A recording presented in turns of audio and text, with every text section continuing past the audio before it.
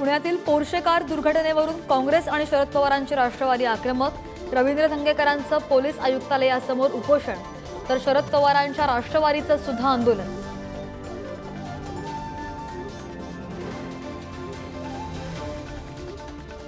Pune Porsche car अपघाताप्रकरणी Yerwada police ठाण्यातील CCTV footages Pune पोलिसांच्या ताब्यात। आरोपीला पिझ्झा बर्गर दिल्याचा आरोपांचा होणार तपास, तर आरोपीच्या वडील आणि आजोबांची आज पुन्हा चौकशी।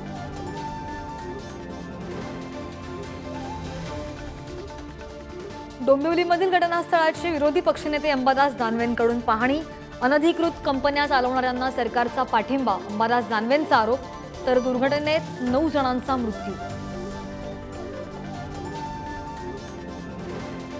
शरद पवारांची आज पत्रकार परिषद, दुपारी 2 वाजता पवार विविध विषयांवर माध्यमांशी साधणार संवाद।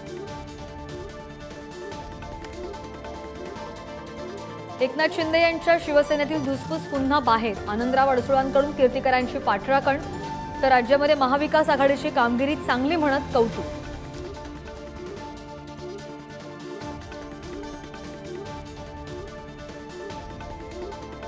मराठवाड्यामध्ये दुष्काळाच्या तीव्र झळा, पैठण तालुक्यातील अब्दुलापूर तांड्यावर भीषण पाणी टंचाई, पाण्याच्या एका ड्रमवर नागरिकांना काढावा लागतोय आठवडा।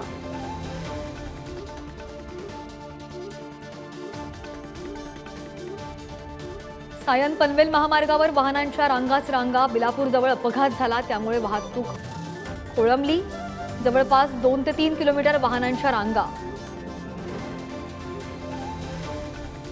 Thank you.